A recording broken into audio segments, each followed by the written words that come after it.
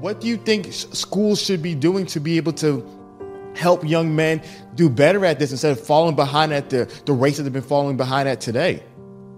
Well, I think a fair bit of it is going to have to do with a proper explanation about why they need to learn to write and read.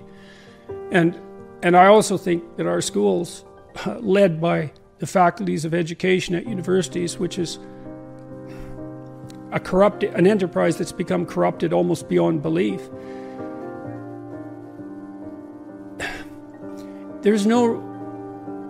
We should make much more of an effort to ensure that kids are unbelievably proficient readers. And a lot of that is going to involve early automatization of letter and phoneme and syllable and word recognition. So, because what happens is, when you teach a child to read, first of all, you teach them the alphabet and the sounds. And we have an alphabetic language, thank God, because it makes things much simpler.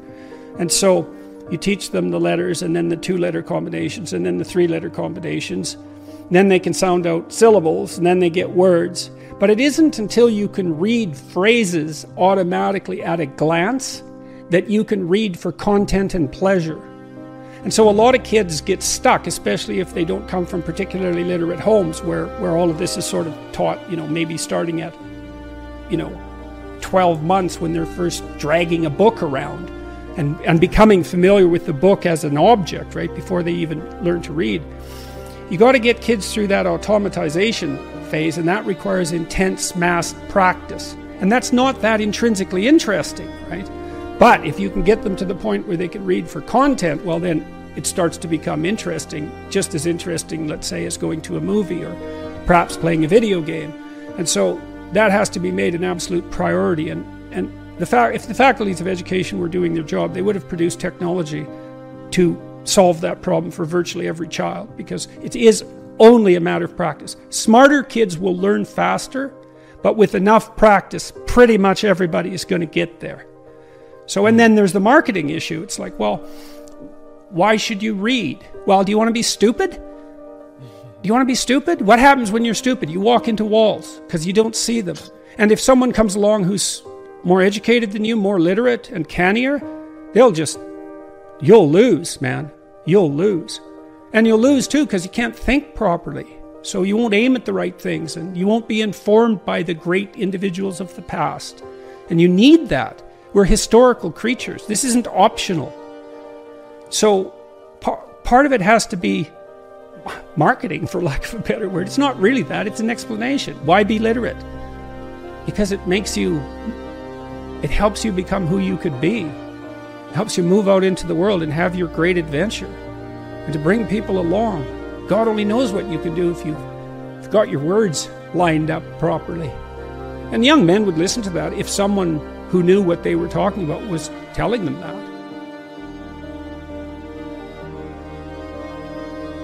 Tell the truth, or at least don't lie. Because you can't tell the truth, right? Because who are you to tell the truth? That's a mighty tall order, man. But you can stop saying things that you know are lies. And that will change your life if you do that. And it's crucial. Why would it change their life? Well, how can you adapt to reality when you falsify it? And you think, well, I'm just lying to other people. No, you're not. You can't just lie to other people, because what you say becomes you, especially if you practice it. Because we build ourselves out of words. And that can be lies in action too. It's like, don't say things you know to be false. That's a good start, man. And it allies yourself with the truth. And how can that be a bad idea?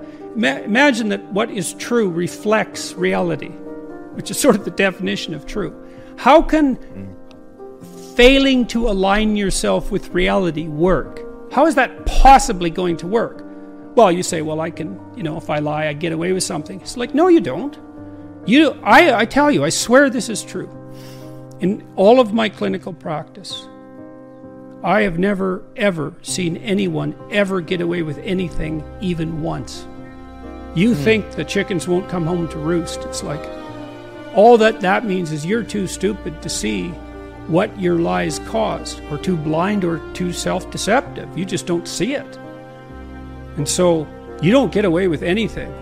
Nothing. It's terrifying to actually understand that. It's terrifying. What if you can't get away with anything, ever? You know? Well, that's the judgmental God, fundamentally. That's a very old idea, and it's an old idea for a reason. And of course you can't get away with anything, because imagine that you took a flexible plastic comb, you know, and you bent it backwards, and you say, well, I got away with that. It's like, well, what's going to happen when you let go? It's going to snap back and hit you in the face, and that's life, man. You warp the structure of reality? You think you are someone who can warp the structure of reality with your words and get away with it? Really? No, man, that should terrify you right to the core of your soul. You're not God. You can't do that. Dr. Peterson, you said that you've never seen someone get away with lying. Anything. What do you mean by that? Because I can imagine if somebody listening to this right now who said, well, I haven't told the truth and I got away with plenty of things in my past. What do you mean by that? Yeah, everything is right in your life. Everything is just the way you want it to be. That's how it is it? Yeah, sure. And good. If find someone like that, great. But I've never seen anyone like that. And psychopaths, you know, they have no conscience. They lie all the time. Well, how do they get away with it? They don't. They have to move. Because people figure out who they are, and then they have to move on. And so you could say, well, that's getting away with it. It's like, well, no long-term relationships, no love, no trust, no brotherly affection, no friends, you know, and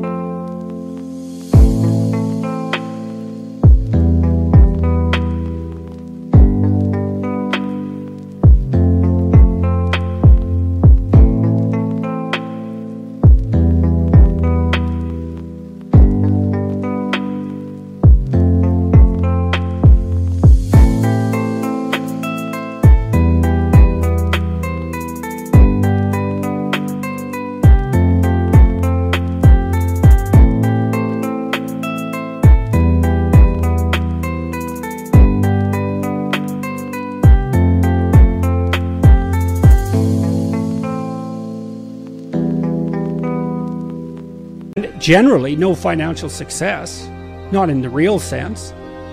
How is that getting away with it? And then you might say, well, I've got away with it so far. It's like, maybe you have, and maybe you're just too dim to see the consequences because you've blinded yourself, and God only knows who you could have been if you wouldn't have lied your way to where you are now. No, I've never seen it. And you know, sometimes I'd work with someone to untangle what had happened to them over multiple years as things fell apart. And we'd find all sorts of lies. Not always ones they told, but sometimes lies their parents told them, for example, that deep, dark, terrible things, you know, messing things up in an unbelievably catastrophic and tragic way. Now, it was absolutely terrifying. But I can't see how it just doesn't make sense. It's like, how could you possibly defend the idea that you could warp the structure of reality and get away with it? I mean, who, like I said, who do you think you are? Reality is, you don't mess with it. Like, it kills you, and it'll torture you quite a lot before doing that if you're particularly unlucky. So beware. You know, they say the fear of God is the beginning of wisdom. That's that judgmental God. It's like, you violate your conscience, man. You will pay. You become what you practice, you know, and if you withdraw and lie, you become a lying coward. That's what happens. You don't have to practice that much before that's the case. So, is that what you want? You know, well, no one will come after me. It's, yes, they will. Part of it is also really understanding in some way that there's no escape. You know, there's no safe path. There's a noble path. There's an honorable path. There's no safe path.